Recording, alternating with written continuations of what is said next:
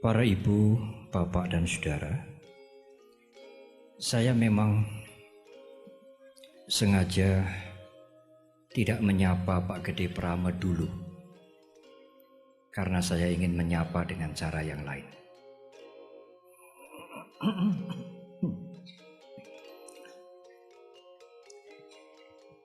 Ibarat orang yang menemukan bongkahan-bongkahan kecil permata.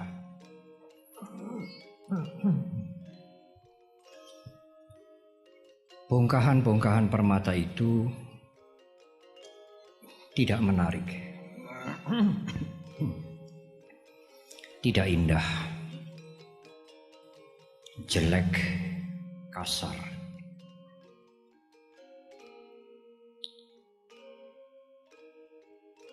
Hanya seorang ahli permata jauh hari dalam bahasa Indonesia yang mengerti nilai permata.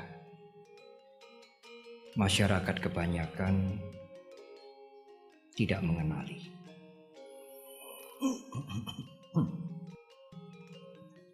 Tetapi kalau bongkahan permata ini dipotong,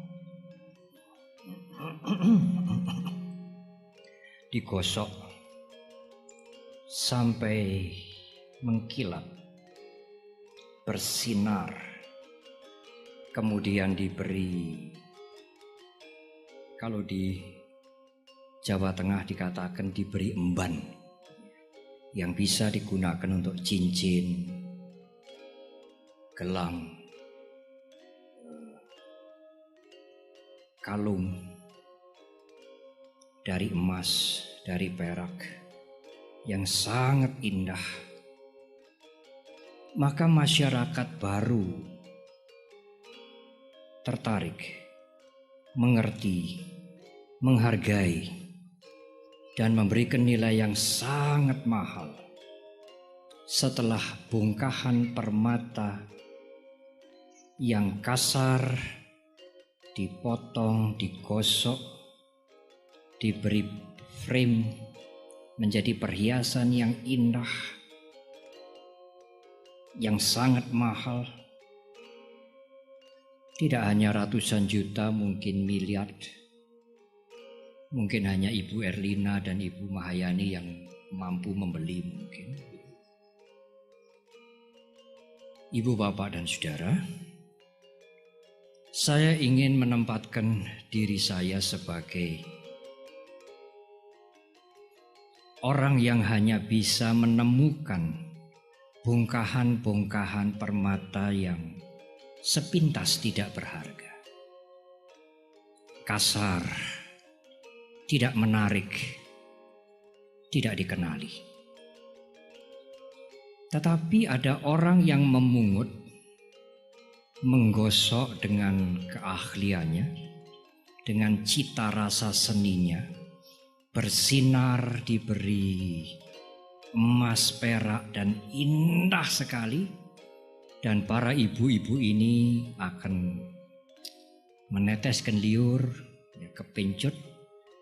Maka yang mampu membuat bongkahan permata yang tidak berharga menjadi indah, menarik, dan mahal itu adalah Pak Gede Prama.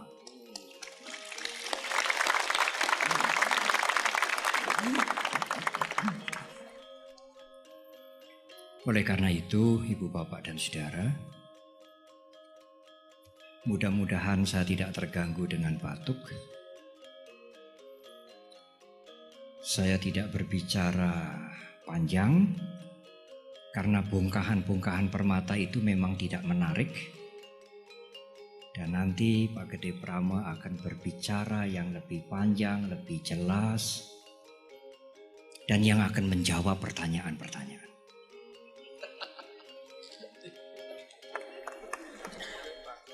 Ibu, bapak, dan saudara, pada saat Guru Agung Buddha Gotama membabarkan Dhamma atau Dharma yang dikenal dengan memutar roda Dharma, Dharma Cakra, Dhamma Cakra. Beliau membabarkan 4 kebenaran mulia, Cattari Arya Sajjani. Kalau 4 kebenaran mulia ini boleh diringkas, dan yang meringkas adalah Guru Agung kita sendiri, bukan saya, maka ringkasan itu menjadi kalimat yang sederhana. Guru Agung kita pernah menyampaikan kalimat itu kepada Biku Anuradha. Saya harus sambung.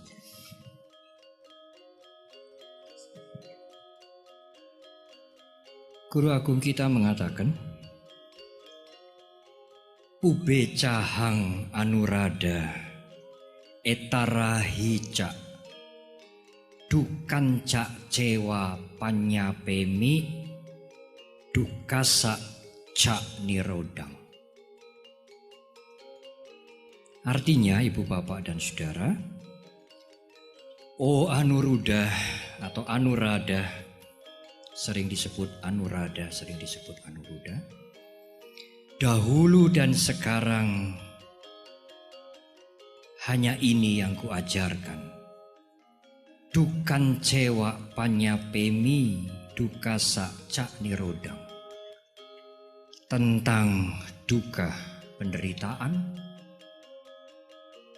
dan tentang lenyapnya penderitaan. Jadi kalau 4 kebenaran Arya, Cattari Arya Sajjani diringkas, kepada Anuradha, Guru Agung kita mengatakan, dulu maupun sekarang yang kuajarkan hanyalah tentang penderitaan dan lenyapnya penderitaan. Ibu, Bapak, dan Saudara, uraian malam hari ini memang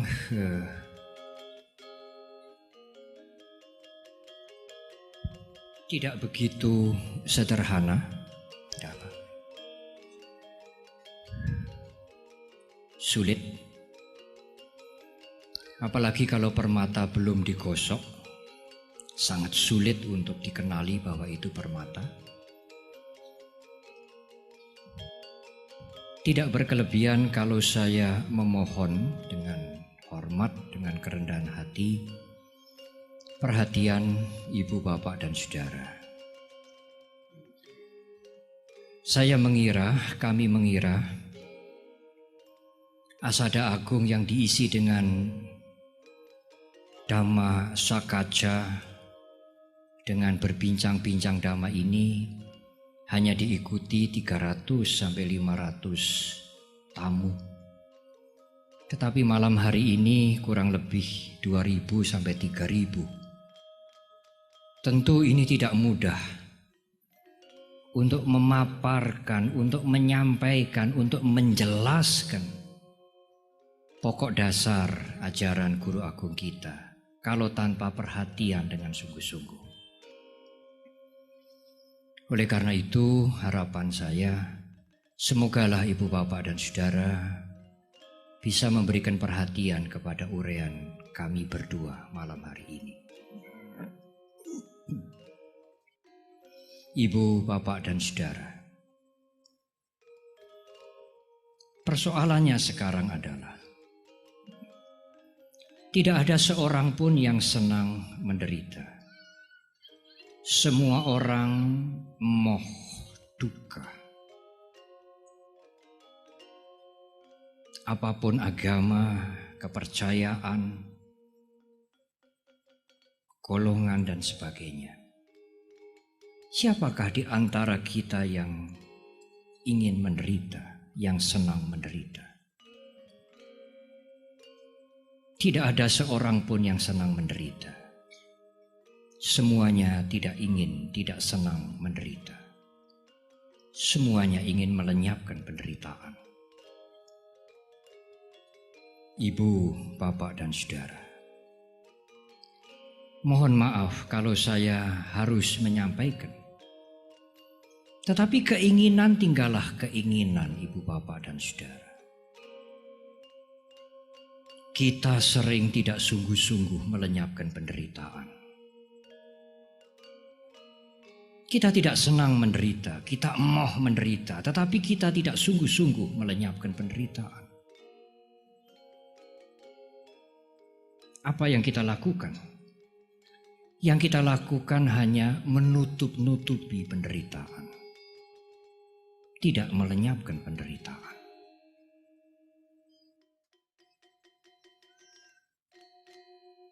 Saya akan mulai dengan tidak berbuat buruk. Karena perbuatan buruk menimbulkan kesedihan, korban, diri sendiri, demikian juga orang lain. Tidak usah harus menganut agama Buddha. Tapi saya mohon kalimat ini jangan dipotong, ikuti kalimat selanjutnya. Agama apapun yang dianut, tidak harus mengerti hukum karma, hukum sebab akibat. Mengerti hukum karma atau tidak meyakini hukum karma. Mengerti anicca atau tidak mengerti anicca. Mengerti dan meyakini anatta atau tidak mengerti anatta sama sekali tidak soal, saudara.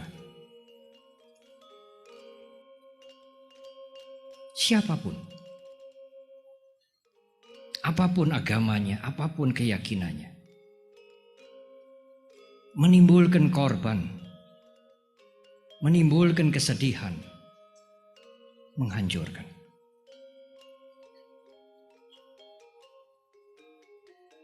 Tetapi, apapun keyakinannya, mengerti anatta atau tidak mengerti anatta, mengerti hukum karma atau menolak hukum karma. Kalau seseorang berbuat yang baik, yang bajik,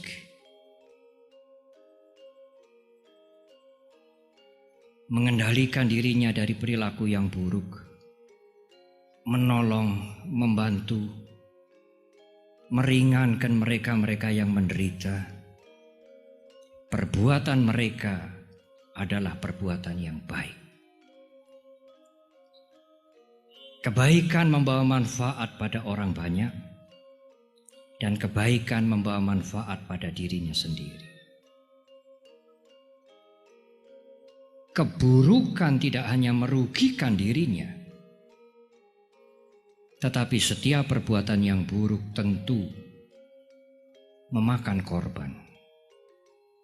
Dari yang sederhana, mencaci maki, memfitnah, mencuri, selingkuh, menyeleweng, berbohong, ketidakjujuran, sampai kepada pembunuhan dan sebagainya. Pasti membawa korban. Istri, anak, suami, lingkungan, dan orang banyak.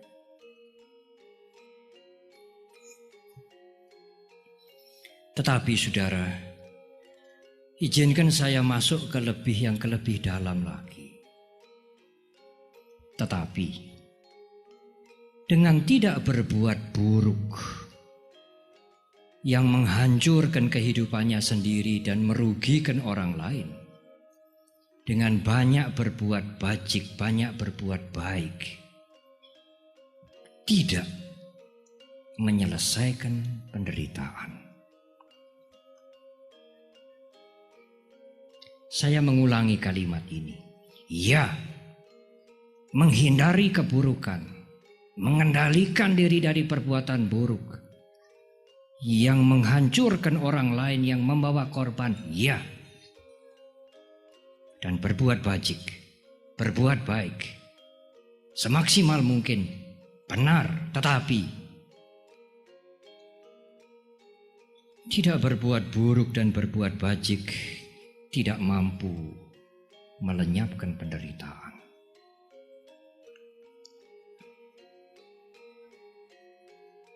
Berbuat bajik, berguna, benar. Berbuat bajik membawa kemajuan, kelancaran, keindahan, benar. Keburukan menghancurkan, keburukan merugikan, benar sekali. Tetapi apakah kebahagiaan kekal?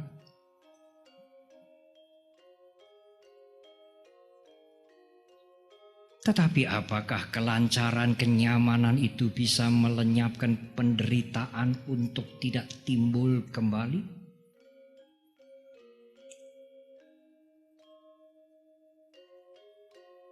Tidak. Saya ingin memberikan ilustrasi yang sederhana. Pak Gede tentu punya ilustrasi yang lebih banyak.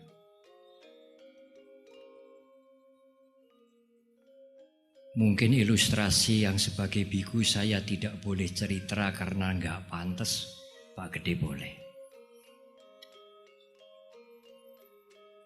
Ibu, bapak, dan saudara. Saudara sudah mempunyai tekad yang kuat, samadana dalam bahasa Pali, untuk tidak berbuat buruk. Apakah itu tidak terpuji, Bante? Terpuji. Kemudian ibu bapak banyak menanam kebajikan, menolong, beramal, berdana. Apakah itu tidak terpuji, Bante? Sangat terpuji. Tetapi suatu saat ibu memberikan satu bungkus roti yang enak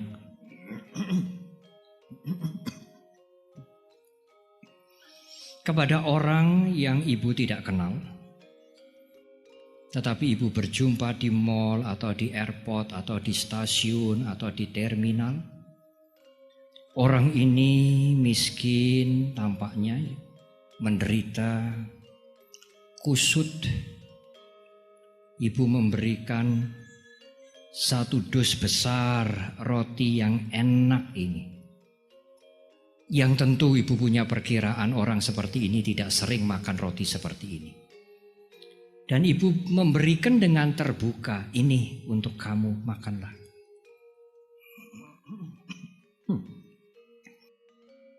Orang ini hanya terima kasih ibu, selesai.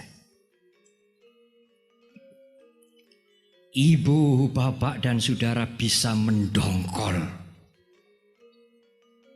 Kenapa orang ini tidak menunjukkan ekspresi yang terkejut? Luar biasa hari ini, ibu. Ibu, bapak, dan saudara mengharapkan respon, tanggapan seperti itu dari orang yang menerima hadiah satu dus besar roti yang sangat enak. Ibu, bapak, dan saudara tidak mendapatkan itu. Aku tidak dihargai. Pada saat itu penderitaan muncul. Sekalipun ibu, bapak, dan saudara tidak berbuat buruk dan sedang berbuat baik.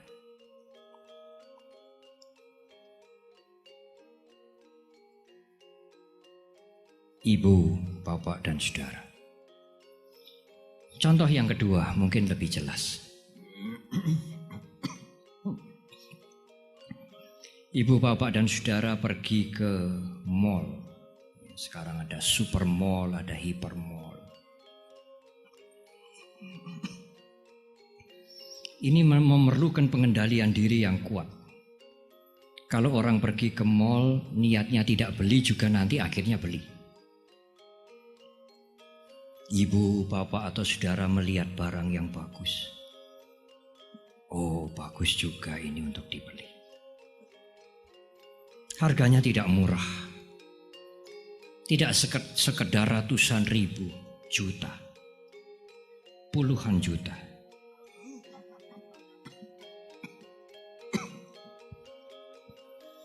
Pada saat ibu, bapak, dan saudara mengagumi benda itu, ada orang yang berjalan karena selebor, karena pakaiannya kedodoran, menyerempet benda itu dan jatuh.